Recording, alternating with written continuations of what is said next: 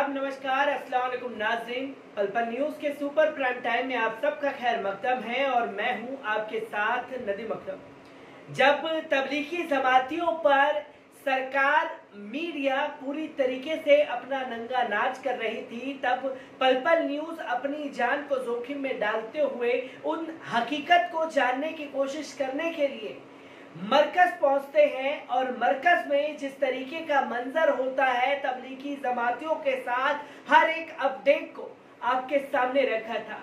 पर जहां तबलीगी जमात को लेकर के मीडिया हल्ला मचा रहा था कि देखिए जमातियों ने कोरोना फैलाया, कोरोना बम, कोरोना जिहाद, यहाँ तक कि मुस्लिम चेहरे वाले एंकर भी खुल करके तबलीगी जमातियों के बोलने लगे थे और किसी ने तो हद ही पार कर दी थी। यहाँ तक कि मौलाना साद को कोरोना पॉजिटिव बता दिया, मौलाना साद साहब को लेकर के हलाला का काम करते हैं यहाँ तक करार दे दिया था।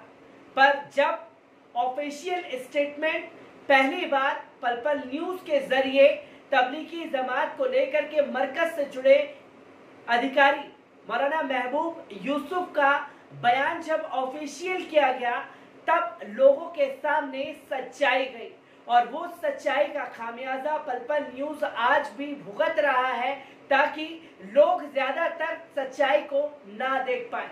पर वही फैसला जो लगातार पल पल न्यूज़ बोल रहा था कि तबलीगी जमातियों को इसमें निशाना बनाया जा रहा है, टारगेट बनाया जा रहा है, तब भारतीय जनता पार्टी के पात्रा जैसे प्रवक्ता कोरोना जिहाद बम को श्रेय दे रहे थे और मुसलमानों के खिलाफ एक जहर फैलाने की कोशिश कर रहे थे। यहाँ तक कि तमाम राज्य सरकारें, खास तौर पर दिल्ली सरकार भी खुल करके तबलीगी जमातियों के मरकज के ऊपर अपना मुकदमा दर्ज कराने के लिए दिल्ली पुलिस को ऑर्डर दे रही थी।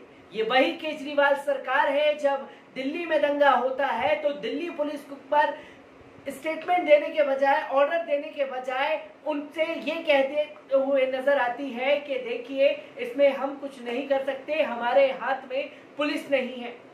पर जब मरकज का मामला आया तो खुद अरविंद केजरीवाल ऑर्डर देते हैं दिल्ली पुलिस को कि मरकज के लोगों को गिरफ्तार किया जाए। जो दोहरा चाल चरित्र और चेहरा सरकार और मीडिया का था वो अब धीरे धीरे बेनकाब होने लगा है। जी हाँ, मद्रास हाई कोर्ट के बाद बॉम्बे हाई कोर्ट ने एक ऐतिहासिक फैसला लिया है। इसे ऐतिहासिक फैसला कहना जरूरी है क्योंकि ऐसे ऐतिहासिक फैसले बार बार नहीं लिए जाते, क्योंकि ऐसे ऐतिहासिक फैसलों का गला घोट दिया जाता है मीडिया चैनल द्वारा, और वो भी उस फैसले में जब खुद मीडिया को फटकार लगती है। जहां तबलीगी जमातियों को टारगेट करते हुए, निशाना बनाते हुए खबरें चलाई गई और जब आज बॉम्बे हाई कोर्ट से बाइज्जत बरी तबलीगी जमाती होते हैं तो मीडिया खामोश हो जाता है। आखिरकार बॉम्बे हाई कोर्ट में आज क्या कुछ हुआ है और किन किन लोगों की क्या क्या प्रतिक्रिया आई है, एक बार उस पर नजर डाल लीजिए। बॉम्बे हाई कोर्ट ने शुक्रवार को बहुत ही कड़े शब्दों का इस्तेमाल करते हुए एक फैसले में 29 विदेशी नागरिकों के खिलाफ दर्ज की गई FIR को रद्द कर दिया। IPC, महामारी रोग अधिनियम, महाराष्ट्र पुलिस अधिनियम, आपदा प्रबंधन अधिनियम और विदेशी नागरिक अधिनियम के विभिन्न प्रावधानों के तहत दर्ज किया गया। ये FIR का उल्लंघन कर दिल्ली स्थित निजामुद्दीन में तबलीगी जमात के कार्यक्रम में शामिल होने के आरोप में दर्ज की गई थी। पुलिस ने विदेशी नागरिकों के अलावा उन्हें आश्रय देने के आरोप में 6 भारतीय नागरिकों और मस्जिद के ट्रस्टियों पर भी मुकदमा दर्ज किया था। औरंगाबाद पीठ ने न्यायमूर्ति TV नलवाड़े और न्यायमूर्ति MG सेविलकर की खंडपीठ ने याचिकाकर्ताओं की ओर से दायर 3 अलग अलग याचिकाओं को सुना, जो कि आइवरी कोस्ट, घाना, तंजानिया, जिबूती, बेनिन और इंडोनेशिया जैसे देशों से संबंधित हैं। सभी याचिकाकर्ताओं को पुलिस द्वारा अलग अलग क्षेत्रों में संबंधित मस्जिद में रहने और लॉकडाउन के आदेशों का उल्लंघन कर नमाज अदा करने की कथित गुप्त सूचनाओं के बाद दर्ज किया गया था। याचिकाकर्ताओं का इस पर कहना था कि भारत सरकार द्वारा जारी वैध वीजा पर भारत आए थे और वे भारतीय संस्कृति, परंपरा, अतिथि और भारतीय भोजन का अनुभव करने आए थे। उनकी दलील थी कि भारत पहुंचने के बाद हवाई अड्डे पर उनकी कोविड-19 की जांच की गई और जब उन्हें नेगेटिव पाया गया तब उन्हें हवाई अड्डे से बाहर जाने की अनुमति दी गई। इसके अलावा उन्होंने अहमदनगर जिले के पुलिस अधीक्षक को आने की सूचना दी थी। 23 मार्च के बाद लॉकडाउन के कारण वाहनों की आवाजाही बंद कर दी गई, होटल और लॉज बंद कर दिए गए, इसलिए उन्हें मस्जिद ने आश्रय दिया था। वे जिला कलेक्टर और के आदेश के उल्लंघन सहित अवैध गतिविधियों में शामिल नहीं थे। आपको बता दें कि बॉम्बे हाई कोर्ट के जजों ने ऐतिहासिक फैसला देते हुए कुछ मूल बातों के ऊपर ध्यान दिया, जो कि इस प्रकार है। रिकॉर्ड पर मौजूद सामग्री से पता चलता है कि तबलीगी जमात मुस्लिमों का अलग संप्रदाय नहीं है, बल्कि ये धर्म के सुधार के लिए आंदोलन है। हर धर्म सालों तक सुधार के कारण विकसित हुआ है, क्योंकि समाज में परिवर्तन के कारण और भौतिक दुनिया में हुए विकास के कारण सुधार हमेशा आवश्यक है। किसी भी मामले में रिकॉर्ड से भी ये अनुमान नहीं लगाया जा सकता है कि विदेशी नागरिक दूसरे धर्म के व्यक्तियों को इस्लाम में परिवर्तित कर इस्लाम धर्म का विस्तार कर रहे हैं। रिकॉर्ड से पता चलता है कि विदेशी भारतीय भाषाओं जैसे कि हिंदी या उर्दू में बात नहीं करते हैं और वे अरबी, फ्रेंच आदि भाषाओं पर बात कर रहे हैं। उपरोक्त चर्चा के मद्देनजर ये कहा जा सकता है कि विदेशियों का इरादा तबलीगी जमात के सुधार में बारे में विचारों को जानने का हो सकता है। आरोपों की प्रकृति पर बहुत से अस्पष्ट है और इन आरोपों से ये अनुमान लगाना किसी भी स्तर पर संभव नहीं है कि वे इस्लाम धर्म का प्रसार कर रहे थे और धर्मांतरण का इरादा था। ये भी नहीं है कि इन विदेशियों से किसी भी बात पर राजी होने का तत्व है। तबलीगी जमात में भाग लेने वाले विदेशी नागरिकों के मीडिया के चित्रण की आलोचना करते हुए न्यायमूर्ति नालवड़े ने कहा कि प्रिंट मीडिया और इलेक्ट्रॉनिक मीडिया में बड़े स्तर पर मरकज दिल्ली स्थित शामिल होने वाले विदेशी नागरिकों के खिलाफ प्रोपेगेंडा किया गया और ऐसी तस्वीर बनाने की प्रयास की गई कि ये विदेशी भारत में कोविड-19 वायरस फैलाने के लिए जिम्मेदार थे। इन विदेशियों का वस्तुत उत्पीड़न किया गया। जब महामारी या विपत्ति आती है तब तक एक राजनीतिक सरकार बलि का बकरा ढूंढने की कोशिश करती है और हालात बताते हैं कि इस बात की संभावना है कि इन विदेशियों को बलि का बकरा बनाने के लिए चुना गया। उपरोक्त परिस्थितियों और भारत में संक्रमण के नवीनतम आंकड़े बताते हैं कि वर्तमान याचिकाकर्ताओं के खिलाफ ऐसी कार्रवाई नहीं की जानी चाहिए थी। अब विदेशियों के खिलाफ की गई इस कार्रवाई के बारे में पश्चाताप करने और इस तरह की कार्रवाई से हुए नुकसान की भरपाई के लिए कुछ सकारात्मक कदम उठाने के लिए उचित समय है। अंत में पुरानी भारतीय कहावत का अतिथि देवो भव का उल्लेख करते हुए न्यायमूर्ति नलवाड़े ने कहा, वर्तमान मामले की परिस्थिति एक सवाल पैदा करती है कि क्या हम वास्तव में अपनी महान परंपरा और संस्कृति के अनुसार काम कर रहे हैं। कोविड-19 महामारी के दौरान हमें अधिक सहिष्णुता दिखाने की आवश्यकता है और हमें अपने मेहमानों के प्रति अधिक संवेदनशील होने की आवश्यकता है, विशेष रूप से मौजूद याचिकाकर्ताओं जैसे मेहमानों के प्रति। आरोपों से पता चलता है कि हम उनकी मदद करने के बजाय उन्हें जेलों में बंद कर रहे हैं और आरोप लगाया गया कि यात्रा दस्तावेजों के उल्लंघन के लिए जिम्मेदार है, वे वायरस आदि के प्रयास के लिए जिम्मेदार नहीं है। आपको बता दें कि जून में मद्रास हाई कोर्ट तबलीगी जमात के विदेशियों के खिलाफ एफआईआर को रद्द कर चुकी है। कोर्ट ने कहा था कि उन्होंने पर्याप्त नुकसान उठाया है और केंद्र से मूल स्थान पर लौटने का उनके अनुरोध पर विचार करने का आग्रह किया था। ब्यूरो रिपोर्ट, पल पल न्यूज। तो दोस्तों, आपने देखा कि बॉम्बे हाई कोर्ट के जजेस ने क्या कहा और सबसे गौर करने वाली बात थी मीडिया और सरकार ने किस तरीके से बलि का बकरा बनाया। तबलीगी जमातियों को इसे कोर्ट ने समझा और मीडिया ने किस तरीके से एक दुष्प्रचार किया ये भी कोर्ट ने समझा। और यहाँ भी स्टेटमेंट दिया गया कोर्ट के जजेस द्वारा कि अतिथि देवो भव का हम नारा देते हैं। ये किस तरीके का सलूक हमने अपने मेहमानों के साथ किया है, इसका जवाब देना चाहिए। और जो लोग पिटीशन डाल रहे थे, इन लोगों के ऊपर भी कार्रवाई होनी चाहिए। मीडिया और सरकार की लापरवाही पर भी कार्रवाई होने के आदेश दे दिए हैं, ऑर्डर दे दिए हैं बॉम्बे हाई कोर्ट के द्वारा।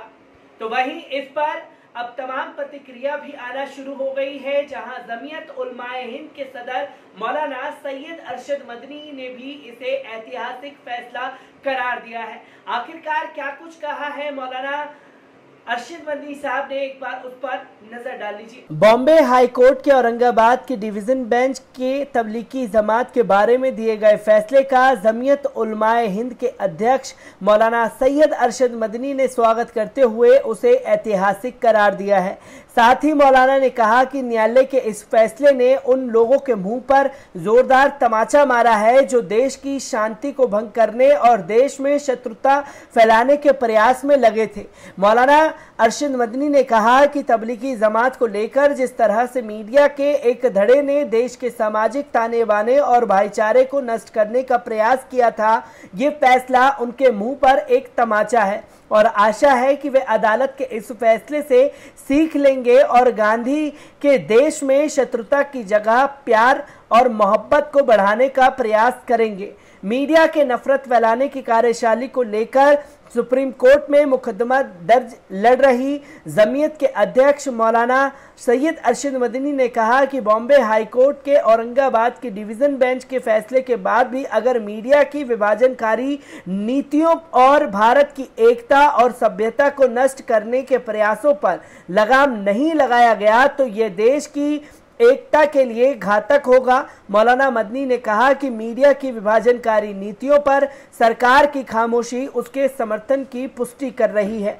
ज्ञात रहे कि जमीयत उलमाए हिंद की तरफ से अधिवक्ता दुष्यंत दवे ने बीती सुनवाई को अदालत को बताया था कि प्रेस काउंसिल ऑफ इंडिया और न्यूज ब्रॉडकास्ट एसोसिएशन सिर्फ उन लोगों पर कार्रवाई कर सकती है जो उनके सदस्य हैं, लेकिन इस मामले में कई एक ऐसे संस्थान भी हैं जो इनके सदस्य नहीं है, इसलिए उन पर कार्रवाई कौन करेगा? सरकार इस मामले में उन न्यूज चैनल्स पर कार्रवाई करे।